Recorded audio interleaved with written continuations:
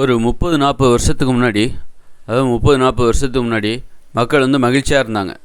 நல்ல உறவுகள், கிராமத்தில் ஒற்றுமையாக சந்தோஷமாக இருந்தாங்க. கொஞ்சம் அதில் நிறைய பிரச்சனைகளும் இருந்தது. என்னென்னா அந்த ஜாதி பிரச்சனை அதெல்லாம் இருந்தது. ஆனால் வந்து ஒரு சாதிக்குள்ளே அவங்க ஒற்றுமையாக இருந்தாங்க, ஒரு மகிழ்ச்சியாக இருந்தாங்க. அப்படி இருக்கும்போது அன்றைக்கெலாம் வந்து பணக்காரர் ஆகணுங்கிற எண்ணம்லாம் கிடையாது மக்களுக்கு. ஏன் பணக்காரர் ஆகணுங்கிற எண்ணம் இல்லை? மகிழ்ச்சியாக இருக்காங்கல்ல. எதற்காக பணக்காரர் ஆகணுங்கிற எண்ணம் வருது அப்படின்னா அப்போ தான் மகிழ்ச்சியாக இருக்க முடியும் அப்படிங்கிறனால தான் ஒருத்தர் பணத்தை தேடி ஓடுறாங்க. அப்போ கடந்த காலங்களில் ஒரு 30-40 வருஷத்துக்கு முன்னாடி பணக்காரர் ஆகணுங்கிற எண்ணம்லாம் அவங்களுக்கு கிடையாது. ஏன்னா அவங்க மகிழ்ச்சியாக இருக்காங்கல்ல. மகிழ்ச்சி ஆகுவதற்கு நம்ம பணக்காரர் ஆகணுங்கிற அவசியம் கிடையாது அப்படின்னு நம்பினாங்க. அவங்க மகிழ்ச்சியாக தான் இருந்தாங்க. எதுக்காக நம்ம பணக்காரர் ஆகணும்னு நினைக்கிறோம்? பணக்காரர் ஆனால் மகிழ்ச்சியாக இருக்கலாம்னு நினச்சாங்க. ஆனால் கடந்த ஒரு 30-40 வருஷத்துக்கு முன்னாடி அவங்க மகிழ்ச்சியாக தான் இருந்தாங்க. மகிழ்ச்சியாக தானே இருந்தாங்க எல்லோரும். ஒரு மழை பெஞ்சால் ஓட்டில் தண்ணியெல்லாம் ஊற்றிக்கிட்டு ஒழுகும். ஒரு ஃபேன் கிடையாது, அப்போ ஃபேன் கிடையாது. ஆனால் எல்லோரும் மகிழ்ச்சியாக இருந்தாங்க, ஒரு ஒற்றுமையாக இருந்தாங்க, ஒரு குடும்பமாக எல்லாருமே ஒற்றுமையாக தான் இருந்தாங்க. அதனால் அவங்களுக்கு வந்து பணக்காரர் ஆகணுங்கிற எண்ணம்லாம் வரல. ஏன்னா மகிழ்ச்சியாக தானே இருக்காங்க. எளிமையாகவே நாங்கள் மகிழ்ச்சியாக தாங்க இருக்கோம். பணக்காரர் ஆகணுங்கிற எண்ணம் வர்றதுக்கு ஏன் பணக்காரர் ஆகணும்னு நினைக்கிறாங்க? பணக்காரர் ஆனால் தான் மகிழ்ச்சியாக இருக்க முடியும் அப்படிங்கிற நம்பிக்கை தான் இன்றைக்கி நம்ம பணக்காரர் ஆகணும்னு நினைக்கிறோம். ஆனால் அன்றைய காலத்தில் அவங்க பணமே தேவையில்லை, நாங்கள் மகிழ்ச்சியாக தான் இருக்கோம். இருக்கிறத நாங்கள் பகிர்ந்து சாப்பிட்டுக்கிட்டு, பசியாக இருந்தாலும் சரி கிடைக்கிறத பகிர்ந்து சாப்பிட்டுக்கிட்டு நாங்கள் உறவுகளோட ஒற்றுமையாக மகிழ்ச்சியாக தான் இருக்கோம் அப்படின்னு சொல்லி 30-40 வருஷத்துக்கு முன்னாடி மக்கள் ஏன் பணக்காரர் ஆகணுங்கிற எண்ணமே அவங்களுக்கு கிடையாது. பெருசும் 8 வயசு, இப்போ 8வது படிக்கிறாங்களா, பெண் பிள்ளைகளாக இருந்தால் 8வது படித்தா நிறுத்திடுவாங்க, போதும் படித்தது போதும் அப்படிங்கிற மாதிரி. ஒரு ஆண் பையனா ஒரு 10வது படித்தானா எங்கேயா வேலைக்கு போ, இந்த மாதிரி தான், அதில் வேலைக்கு போ அல்லது இந்த மாதிரி விவசாயம் இதை இருப்பார் அப்படின்னு ஒரு வாழ்க்கை முறை அன்றைக்கி இருந்தது.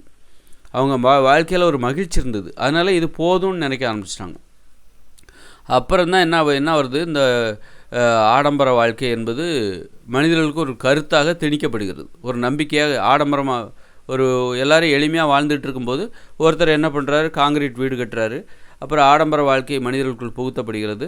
அப்போ அவங்க வந்து பார்த்திங்கன்னா அதுதான் மகிழ்ச்சி அப்படின்னு இவங்க மூளையில் திணிக்கப்படுகிறது.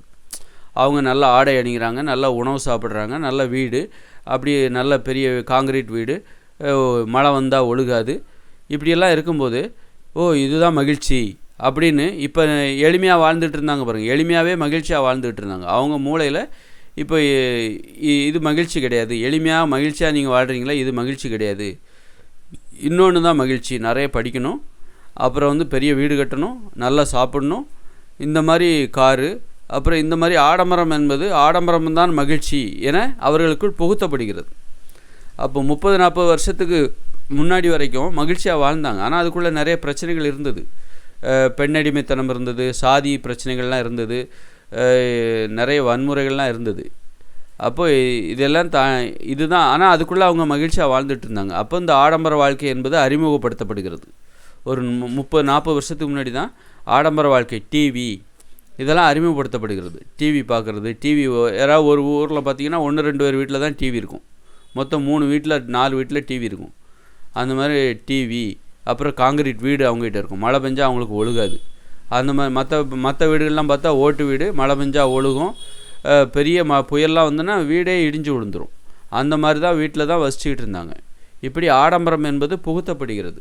ஆடம்பரமாக வாழ்வது தான் மகிழ்ச்சி என வந்து அங்கே வந்து புகுத்தப்படுகிறது. நல்ல வேலைக்கு சாப்பாடு. அப்போ இன்றைக்கி பார்த்தா அந்த நிலைமையை நம்ம அடைஞ்சாச்சு. அப்படி நம்ம எளிமையான வாழ்க்கையை அப்போ கை விட்டுட்டோம். எளிமையாக வாழ்கிறது அதில் வந்து மகிழ்ச்சி இல்லை.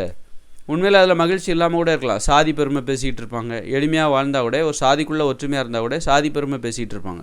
மற்ற சாதிக்காரங்களை குறைச்சி பேசிக்கிட்டு, தன் சாதியை உயர்த்தி பேசிக்கிட்டு இருப்பாங்க. அப்புறம் பெண்களை வந்து படிக்க விட மாட்டாங்க. இப்படி நிறைய பிரச்சனைகள் அதுக்குள்ளே இருந்தது. அப்போ அது மகிழ்ச்சியாக நினச்சிக்கிட்டு இருந்தாங்க. ஆனால் அதில் மகிழ்ச்சி இல்லை அப்படின்னு. இதுதான் மகிழ்ச்சி, ஆடம்பரமாக வாழணும், ஒரு அமைதியாக வாழணும், நல்ல உணவு, வேலைக்கு சாப்பாடு. இப்போ நம்ம அதை அடைஞ்சாச்சு. ஆனால் இன்னும் நமக்கு மகிழ்ச்சி கிடைக்கல. அப்போ என்ன பண்ணோம், இப்போ திரும்பி பார்க்குறோம், நம்ம அன்னைக்கு இருந்த சந்தோஷம் கூட இன்றைக்கி கிடைக்கலையே அப்படின்னு சொல்லிட்டு இன்றைக்கி வந்து காங்கிரீட் வீடுகளில் இருக்கோம், எல்லாமே இருக்குது. அப்போ என்ன பண்ணுறோம் அப்படின்னா திரும்ப நம்ம போகணும், திரும்ப எளிமையான வாழ்க்கைக்குள்ளே போகணும். எளிமையாக வாழ்ந்தால் தான் மகிழ்ச்சி கிடைக்கும். அதே நேரத்தில் ஒரு பாதுகாப்பு, உணவுக்கு உத்தரவாதம், ஒரு ஆடம்பர வாழ்க்கையில் நமக்கு என்னெல்லாம் கிடைக்கும், ஒரு பாதுகாப்பு, ஒரு அமைதியை விரும்பி சண்டை சச்சரவுகள் இல்லாத ஒரு வாழ்க்கை. இன்றைக்கி வந்து நம்ம மகிழ்ச்சியாக இல்லை, ஆனால் ஒரு அமைதியாக இருக்கிறோம், அதில் ஒரு அமைதி இருக்குது. சண்டை சச்சரவுகள் இல்லை, பிறருக்கு டிஸ்டர்ப், நல்ல வேலைக்கு சாப்பாடு கிடைக்குது. அப்போ இதுவும் முக்கியம், அதுவும் முக்கியம். எளிமையான வாழ்க்கையில் நமக்கு என்ன கிடைச்சது, உறவு முறைகளோட ஒற்றுமையாக சந்தோஷமாக பேசி சிரிச்சுக்கிட்டு இருந்தோம். அதே நேரத்தில் அதுலேயும் சில பிரச்சனைகள் இருந்தது. சாதி பிரச்சனை, பெண்ணடிமைத்தனம், ஆணாதிக்கம்லாம் இருந்தது. அப்போ அந்த ஆணாதிக்கம், பெண்ணடிமைத்தனம் அதை தவிர்த்து விட்டு எளிமையான வாழ்க்கையிலேருந்து நம்ம ஒன்றை எடுத்துக்கணும். என்னதுன்னு, இந்த உறவுமுறையோட ஒற்றுமையாக இருக்கிறது, ஆடல் பாடல், நல்ல கலகலன்னு பேசி சிரித்து பகிர்ந்து உண்பது, இது எளிமையான வாழ்க்கையிலேருந்து நாம் எடுத்துக்கொள்ள வேண்டியது. இப்போ இருக்கிற ஆடம்பர வாழ்க்கையில் இருந்து நம்ம எதை எடுத்துக்கணும் அப்படின்னா, இந்த உணவு உத்தரவாதம், வேலை தவறாமல் சாப்பாடு கிடைக்கணும், அதை எடுத்துக்கணும். அப்புறம் பிறருக்கு டிஸ்டர்ப் பண்ணாமல் வாழ்கிறாங்க பாருங்கள். ஒரு காங்கிரீட் வீடுகளில் வசிப்பவர்கள் மற்ற ஒரு டிஸ்டர்ப் பண்ணாமல், பிறருடைய டிஸ்டர்பை ஏற்றுக்க மாட்டாங்க, மற்றவங்களுடைய தொந்தரவை அனுமதிக்க மாட்டாங்க.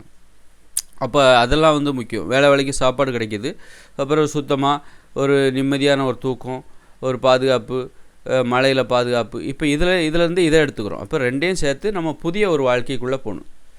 ஆடம்பர வாழ்க்கை மட்டுமே நமக்கு தந்துடாது. அது எளிமையான வாழ்க்கையில் நிறைய பிரச்சனைகள் இருந்து, மூட நம்பிக்கைகள் இருந்து, சாதி, கடவுள், அதெல்லாம் தேவையில்லாதெல்லாம் நீக்கிடணும். எளிமையான வாழ்க்கையில், கடந்த கால எளிமையான வாழ்க்கையில் உள்ள தேவையில்லாத விஷயத்தெல்லாம் நீக்கிட்டு, இப்போ வாழ்ந்துக்கிட்டு இருக்கிற ஆடம்பர வாழ்க்கையில் தேவையில்லாத விஷயங்களை நீக்கிட்டு தேவையான விஷயத்தை மட்டும் எடுத்துக்கிட்டு நம்ம ஒரு புதிய வாழ்க்கையை உருவாக்க வேண்டும். எளிமையாக இருக்கணும், அது நேரத்தில் உணவுக்கு உத்தரவாதம் இருக்கணும், நல்லா பகிர்ந்து உண்ணணும், ஒரு பாதுகாப்பு, மழைகளை வந்தால் நல்லா அந்த மாதிரி ஒரு உலகத்தை நோக்கி நாம் இன்று புதிய ஒரு உலகை, இப்போ இது வரைக்கும் நம்ம வாழ்ந்தது எல்லாம் பரிசோதனைகள், இதிலிருந்து நல்ல நல்ல விஷயங்களெல்லாம் எடுத்துக்கிட்டு ஒரு முழுமையான ஒரு வாழ்க்கையை நாம் வந்து இனிமே வந்து முழுமையான ஒரு வாழ்க்கையை நோக்கி நம்ம போகணும்.